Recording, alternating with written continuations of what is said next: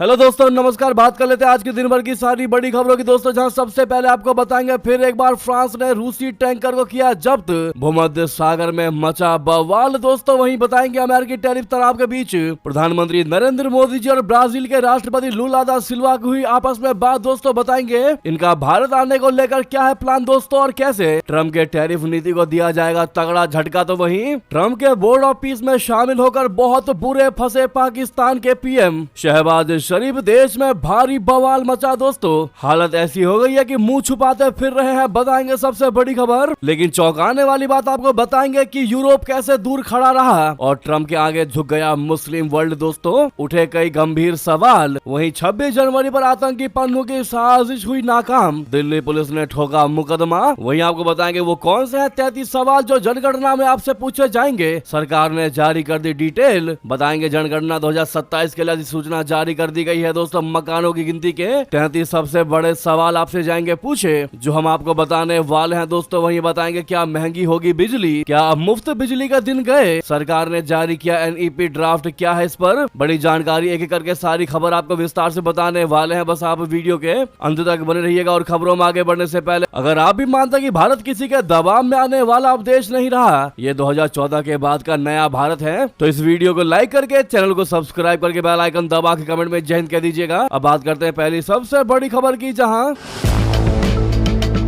फ्रांसीसी नौसेना ने ब्रिटेन से मिली खुफिया जानकारी के आधार पर गुरुवार को भूमध्य सागर में रशिया से आ रहे एक तेल टैंकर को रोक लिया। फ्रांसीसी अधिकारियों ने बताया कि यह कार्रवाई प्रतिबंधित रूसी गुप्त बेड़े को निशाना बनाने के उद्देश्य से की गई। भूमध्य सागर में तैनात फ्रांसीसी अधिकारियों ने कहा कि ग्रिंच नामक जहाज पर फर्जी झंडा लगाकर संचालन करने का संदेह है। बयान में कहा गया है कि फ्रांसीसी नौसेना आगे की जाँच के लिए टैंकर को बंदरगाह तक ले जा रही है। फ्रांसीसी राष्ट्रपति इमैनुअल मैक्रोन ने भी इस घटना पर बयान जारी किया है। उन्होंने एक्स पर लिखा कि हम किसी भी उल्लंघन को बर्दाश्त नहीं करेंगे। सुबह ही फ्रांसीसी नौसेना ने रशिया से आ रहे एक तेल टैंकर पर कब्जा कर लिया, जो अंतर्राष्ट्रीय प्रतिबंधों के तहत था और जिस पर झूठा झंडा फहराने का शक था। यह ऑपरेशन भूमध्य सागर में खुले समुद्र में हमारे कई सहयोगियों के समर्थन से किया गया। ये संयुक्त राष्ट्र समुद्री कानून कन्वेंशन का सख्ती से पालन करते हुए किया गया। इस पर आप मैक्रोन का ये ट्वीट भी देख पा रहे हैं दोस्तों, जिसमें उन्होंने क्लियरली लिखा हुआ है, we will not tolerate any violation. हालांकि अभी तक रशिया की तरफ से कोई बयान जारी नहीं किया गया है दोस्तों, लेकिन अब ये देखने वाला बात बहुत ज्यादा इंटरेस्टिंग होगा कि रूसी तेल टैंकर को जब्त करना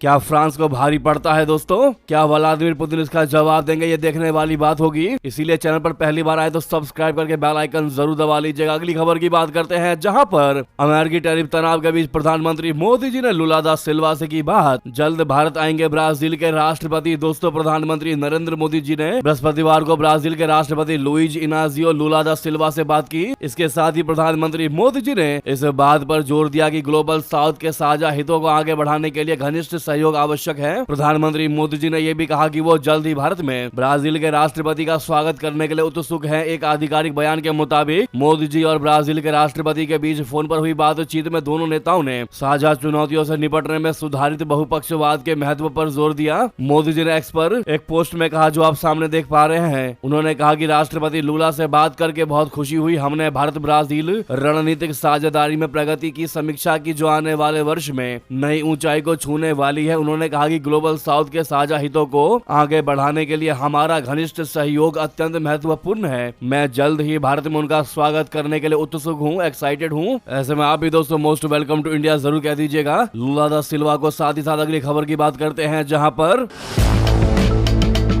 इधर ट्रम्प के बोर्ड ऑफ पीस में शामिल होकर बुरे फंस गए पाकिस्तानी पीएम शहबाज। दोस्तों देश में मचा भारी विरोध। जी हां, पाकिस्तान गुरुवार को अमेरिकी राष्ट्रपति डोनाल्ड ट्रम्प के नेतृत्व वाले गाजा बोर्ड ऑफ पीस में शामिल हुए प्रधानमंत्री शहबाज शरीफ ने दावोस में इस गठबंधन के चार्टर पर साइन किया। शहबाज सरकार ने इसे एक महत्वपूर्ण कूटनीतिक कदम बताया, लेकिन पाकिस्तान में इसका विरोध शुरू हो गया। दोस्तों विपक्षी पार्टियों ने शरीफ के इस कदम को गैर पारदर्शी और नैतिक रूप से गलत बताया। उन्होंने शहबाज सरकार से इस मुद्दे पर जनमत संग्रह की भी मांग कर दी। जेल में बंद पूर्व प्रधानमंत्री इमरान खान की पार्टी पाकिस्तान तहरीक इंसाफ बोले तो पीटीआई ने शहबाज सरकार के इस कदम की तीखी आलोचना की है। पीटीआई ने एक बयान जारी करके कह दिया है कि वो बोर्ड ऑफ पीस में शामिल होने के फैसले को स्वीकार नहीं करती। उन्होंने तर्क दिया कि ऐसे अंतर्राष्ट्रीय महत्व के मामलों के लिए पूरी पारदर्शिता और सभी प्रमुख राजनीतिक हितधारकों के साथ समावेशी परामर्श की आवश्यकता होती है, लेकिन सरकार ने ऐसा नहीं किया। पीटीआई ने जोर देकर कहा कि अंतर्राष्ट्रीय शांति पहलों में कोई भी भागीदारी संयुक्त राष्ट्र की बहुपक्षीय प्रणाली का पूरक और मजबूत करने वाली होनी चाहिए,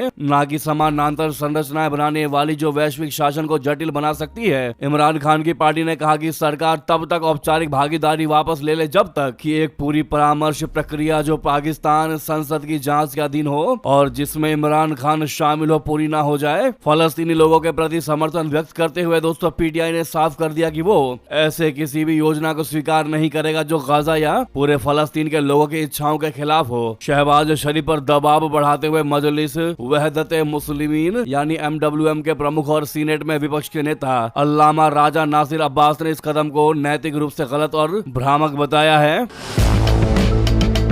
मलिहा लोधी ने भी पाकिस्तान के इस बोर्ड ऑफ पीस में शामिल होने के फैसले की कड़ी आलोचना की। जैसा कि आप सामने उनका ट्वीट देख पा रहे हैं दोस्तों, उन्होंने कहा कि पाकिस्तान ने एक ऐसे संगठन यानी बोर्ड ऑफ पीस में शामिल होने का फैसला किया है जिसे ट्रम्प संयुक्त राष्ट्र के विकल्प की तरह पेश कर रहे हैं। पाकिस्तानियों का कहना है कि बोर्ड ऑफ पीस एक औपनिवेशिक प्रोजेक्ट है जिसका मकसद सिर्फ गाजा पर शासन करना नहीं बल्कि संयुक्त राष्ट्र के समानांतर एक नई व्यवस्था खड़ी करना है। वहीं दोस्तों बहुत से आम नागरिक यानी पाकिस्तानी आम नागरिक इस फैसले को शर्मनाक बताते हुए कह रहे हैं कि लानत है शहबाज तुम पर। एक्स पर खुद को पूर्व सैनिक बताने वाले एक पाकिस्तानी ने कहा कि पाकिस्तान सरकार ट्रम्प के बोर्ड ऑफ पीस में शामिल होने को लेकर सहज नजर आती है, जहां उसे इजराइल के प्रधानमंत्री बेंजामिन नेतन्याहू के साथ भी मंच शेयर करना होगा। पाकिस्तानियों ने कहा कि नेतन्याहू पर युद्ध अपराधों के आरोप है और वो भी इस बोर्ड का हिस्सा होंगे। ऐसे में पाकिस्तान के इस फैसले पर गंभीर सवाल उठ रहे हैं कि क्या यह कदम उसके सिद्धांतों और नैतिकता से मेल खाता है। यानी इधर ट्रम्प के साथ ट्रम्प के बोर्ड में शामिल हुआ शहबाज शरीफ, उधर पाकिस्तानियों ने शहबाज की लगा दी लंका। जी हाँ दोस्तों, आपकी इस पर क्या राय है जरूर कमेंट करके बताइएगा। वहीं दोस्तों आपके मन में ये सवाल जरूर होगा कि भारत की क्या स्थिति है, भारत इस बोर्ड में ट्रम्प के इस बोर्ड में शामिल होगा या नहीं होगा।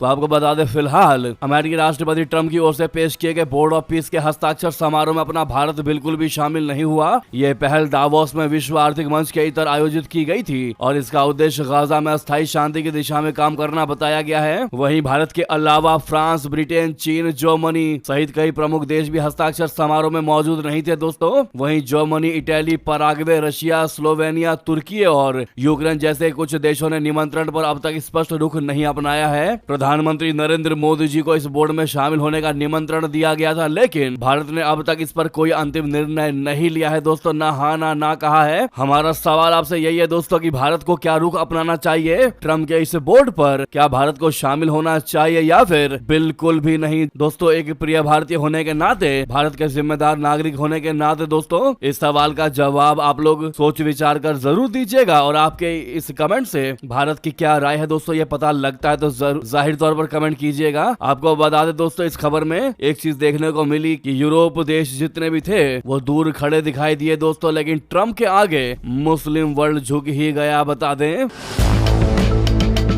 सऊदी अरब, संयुक्त अरब अमीरात, कतर, तुर्की, जॉर्डन, मिस्र, इंडोनेशिया, पाकिस्तान ये सभी दुनिया के बड़े मुसलमान मुल्क हैं और इन सभी ने अमेरिकी राष्ट्रपति डोनाल्ड ट्रंप के बोर्ड ऑफ पीस को ज्वाइन कर लिया है। बुधवार को इन अरब और इस्लामिक देशों ने घोषणा कर दिया है कि वो अमेरिकी राष्ट्रपति डोनाल्ड ट्रंप के बोर्ड में शामिल हो रहे हैं। दोस्तों यह बोर्ड इजराइल हमास युद्ध के बाद गाजा पट्टी को अस्थिर करने और उसके पुनर्निर्माण के मकसद से बनाया गया, जैसा कि हम बार बार रिपीट कर रहे हैं। एक संयुक्त बयान में सऊदी अरबिया, तुर्की, मिस्र, जॉर्डन, इंडोनेशिया, पाकिस्तान, कतर और यूएई के विदेश मंत्रालयों ने कहा है कि उन्होंने गाजा पीस बोर्ड में भागीदारी के लिए ट्रंप के निमंत्रण का स्वागत किया है। दोस्तों इन 8 देशों ने बयान में कहा है कि वो इस बोर्ड के मिशन का समर्थन करेंगे। एक तरफ जहां मुस्लिम दुनिया के सभी बड़े देश डोनाल्ड ट्रंप के बोर्ड ऑफ पीस का समर्थन कर रहे हैं और इसमें शामिल हो रहे हैं, वहीं अमेरिका के करीबी यूरोपीय सहयोगी इस बोर्ड में शामिल होने को इच्छुक नहीं दिखाई देते। रिपोर्ट के मुताबिक कई यूरोपीय देश इस बात पर विचार कर रहे हैं कि वो ट्रंप के निमंत्रण को ठुकराए या नहीं। फ्रांस, ब्रिटेन समेत यूरोप से सभी बड़े अमेरिकी साझेदारी से बोर्ड में शामिल होने से बच रहे हैं। हाल ही में फ्रांसीसी राष्ट्रपति इमैनुअल मैक्रोन के एक करीबी सूत्र ने बताया था कि वो ट्रंप के बोर्ड में शामिल होने को इच्छुक नहीं है। ग्रीनलैंड पर ट्रंप के आक्रामक रुख को लेकर यूरोपीय देश नाराज है और वो ट्रंप के दबाव में कोई ऐसा कदम नहीं उठा रहे हैं जो उनकी संप्रभुता से समझौता हो। ट्रंप डेनमार्क के स्वायत्त क्षेत्र ग्रीनलैंड को किसी भी तरह से अमेरिकी क्षेत्र बनाना चाहते हैं, जिसे लेकर यूरोपीय देश अमेरिका से नाराज है। कनाडा के प्रधानमंत्री मार्क कार्नी ने तो खुलकर ट्रंप के खिलाफ बोला भी है। दोस्तों, बोर्ड ऑफ पीस को लेकर यह आशंका भी जताई जा रही है कि इसमें इजराइल के हितों को ध्यान में रखते हुए काम होगा, जो कि फलस्तीनियों के साथ अन्याय होगा। बोर्ड की कमान पूरे तरीके से ट्रंप के हाथों में होगी और ट्रंप इजराइल के बड़े हितैषियों में से एक माने जाते हैं। बावजूद इसके मुस्लिम देशों का इस बोर्ड में शामिल होना मुस्लिम दुनिया के लोगों को रास नहीं आ रहा। लोग कह रहे हैं कि फलस्तीनी राष्ट्र की वकालत करने वाले देश कैसे गाजा का शासन किसी बोर्ड के जिम्मे सौंप सकते हैं जिसका कंट्रोल अमेरिका के हाथों में हो। इधर हमास इजराइल के बीच सीज फायर के बावजूद गाजा में लगातार हमलों की खबर आ रही है। इसको लेकर भी मुस्लिम देशों के लोग सवाल उठा रहे हैं कि उनके राष्ट्रीय अध्यक्ष फलस्तीनियों की पीड़ा को भूलकर ट्रंप के साथ समझौता कर रहे हैं। नेक्स्ट खबर की बात करते हैं, जहां पर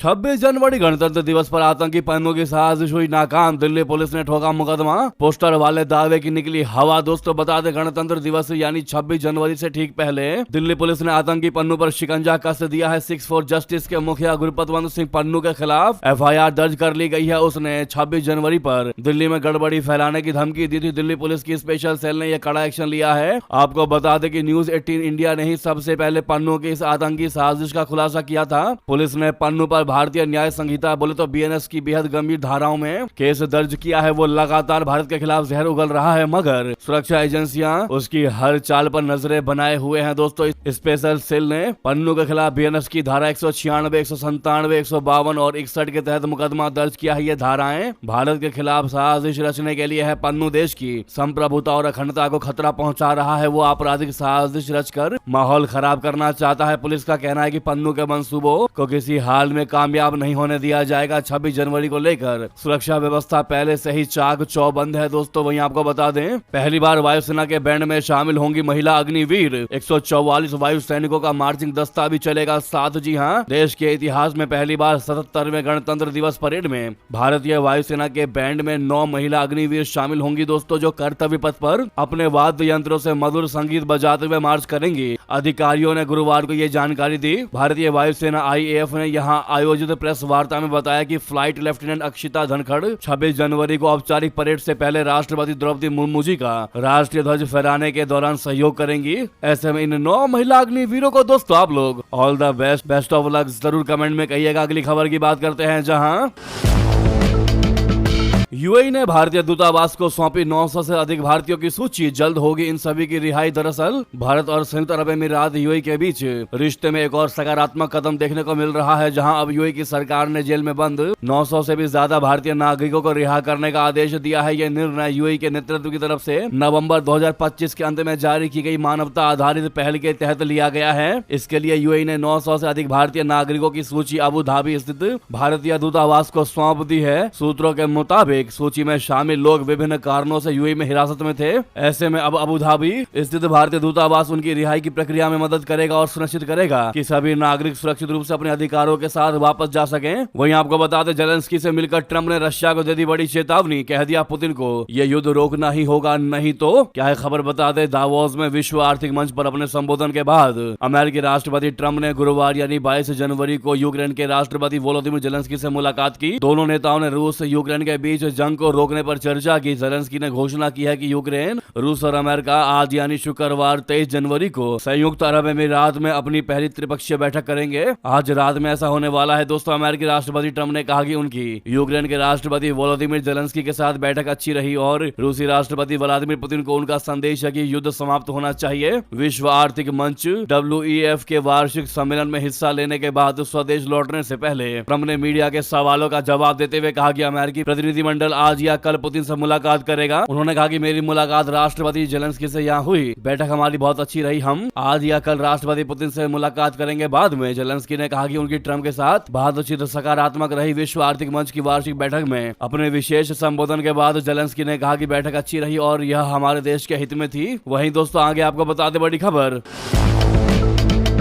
WHO से बाहर निकलने वाला है अमेरिका, ट्रम्प का आदेश कल से ही प्रभावी हो गया दोस्तों। बकाया चुकाने से भी कर दिया इनकार। बता दें अमेरिका का विश्व स्वास्थ्य संगठन WHO से बाहर निकलने का फैसला कल से ही प्रभावी हो रहा है। ये दूसरी बार होगा जब अमेरिकी राष्ट्रपति डोनाल्ड ट्रंप के कार्यकाल में संयुक्त राष्ट्र की इस एजेंसी को छोड़ेगा। ट्रंप प्रशासन ने इसके लिए 1 साल पहले ही WHO को नोटिस दे दिया था। इस बीच विशेषज्ञों ने चेतावनी दी है कि इससे अमेरिकी स्वास्थ्य और वैश्विक स्वास्थ्य दोनों पर बुरा असर पड़ेगा। उनका कहना है कि यह अमेरिकी कानून का भी उल्लंघन होगा, जिसके तहत वॉशिंगटन को संयुक्त राष्ट्र की स्वास्थ्य एजेंसी को $260 मिलियन की बकाया फीस देनी होगी। राष्ट्रपति डोनाल्ड ट्रंप ने 2025 में अपने राष्ट्रपति पद के लिए दिन एक कार्यकारी आदेश के जरिए ये नोटिस दिया था कि अमेरिका इस संगठन को छोड़ देगा। अमेरिकी कानून के तहत उसे बाहर निकलने से पहले 1 साल का नोटिस देना होता है और सभी बकाया फीस का भुगतान करना होता है। गुरुवार को अमेरिकी विदेश विभाग के एक प्रवक्ता ने कहा है कि WHO की रोकथाम, प्रबंधन और जानकारी साझा करने में विफलता के कारण अमेरिका को खरबों डॉलर का नुकसान हुआ है और राष्ट्रपति ने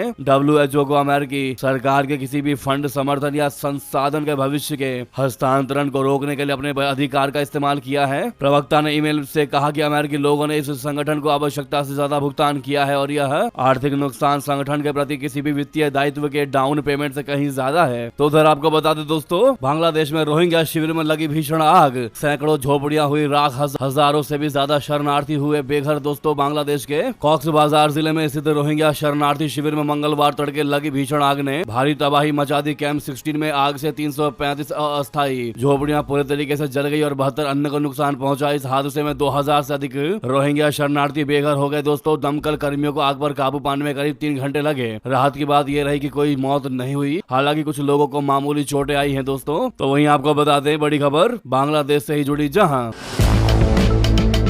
बांग्लादेश में कलम चलाना है क्या गुनाह, यूनुस सरकार ने 640 पत्रकारों को बना दिया आतंकवादी। दोस्तों, बांग्लादेश में अंतरिम सरकार के राज में मीडिया का गला घोंटा जा रहा है। हालात इतने खराब है कि पत्रकारों पर एंटी टेररिज्म लॉ यानी आतंकवाद रोधी कानून लगाए जा रहे हैं। दोस्तों, एक ताजा रिपोर्ट ने इसे यूनुस सरकार का अब तक का सबसे शर्मनाक कदम बताया है। दिसंबर 2025 तक सरकार ने करीब 640 पत्रकारों को अपना निशाना बनाया है। कई पत्रकारों को बिना किसी ट्रायल के महीनों से जेल में रखा गया है। उन पर हत्या जैसे बेतुके और अतार्किक आरोप मढ़े जा रहे हैं। सरकार की नीतियों की आलोचना करने वालों को अपराधी बताया जा रहा है, बनाया जा रहा है। प्रेस फ्रीडम का दम घुट रहा है और डर के मारे वहां के पत्रकार अब सेल्फ सेंसरशिप करने को मजबूर है। दोस्तों, द डिप्लोमेट की रिपोर्ट ने रोंगटे खड़े करने वाले खुलासे किए हैं। ढाका के पत्रकार अनीस आलमगीर को 14 दिसंबर को अरेस्ट किया गया था। उनका कसूर सिर्फ इतना था कि उन्होंने सोशल मीडिया पर सरकार की नीतियों की आलोचना की थी। अब वे आतंकी धाराओं में मुकदमे का सामना कर रहे हैं और हिरासत में हैं। ठीक उन्हीं की तरह दोस्तों, टोटल 640 ऐसे पत्रकार हैं जिनकी गलती कुछ भी नहीं, लेकिन आज देशद्रोही का टैग उन पर लगा दिया गया है मोहम्मद यूनुस के द्वारा। जी हाँ दोस्तों, और अगर पत्रकारों के साथ ऐसा किया जा रहा है तो आप इससे क्लियर समझ सकते हैं कि कहीं ना कहीं बांग्लादेश में पत्रकारों की आवाज दबाने का पूरा प्रयास किया जा रहा है ताकि ये आवाज मात्र बांग्लादेश के अलावा बाहर ना निकले। वहीं दोस्तों, बांग्लादेश में पाकिस्तान समर्थक इस्लामिक पार्टी सरकार बना सकती है। एक सर्वे में दूसरे नंबर पर पहुंची। इसने देश की आजादी का विरोध किया था। आपको बता दें, बांग्लादेश में अगले महीने होने वाले आम चुनाव में एक बड़ा राजनीतिक उलटफेर देखने को मिल सकता है। लंबे समय तक राजनीति से बाहर रही पाकिस्तान समर्थक कट्टरपंथी पार्टी जमात इस्लामी पहली बार सरकार बनाने के बेहद करीब पहुंचती नजर आ रही है। दोस्तों, न्यूज एजेंसी रॉयटर्स के मुताबिक हाल ही में हुए 2 अलग अलग सर्वे में जमात देश की दूसरी सबसे बड़ी पार्टी बनकर उभरी है। वो पूर्व प्रधानमंत्री खालिदा जिया की बांग्लादेश नेशनलिस्ट पार्टी बोले तो BNP को कड़ी टक्कर दे रही है। बांग्लादेश में 12 फरवरी को 300 सीटों संसदीय पर आम चुनाव होंगे। दोस्तों, आपको याद होगा, जमात इस्लामी वही पार्टी है जिसने 1971 में बांग्लादेश की आजादी का विरोध किया था और पाकिस्तानी सेना का साथ दिया था। देश की आजादी के बाद 1972 में इस पर बैन लगा दिया गया था। यह बैन 1975 में हटाया गया और 1979 में जियाउर रहमान के शासन में पार्टी को चुनाव में भाग लेने की अनुमति मिली। जो बात BNP की हुई, तो एक और खबर आपको बता दें,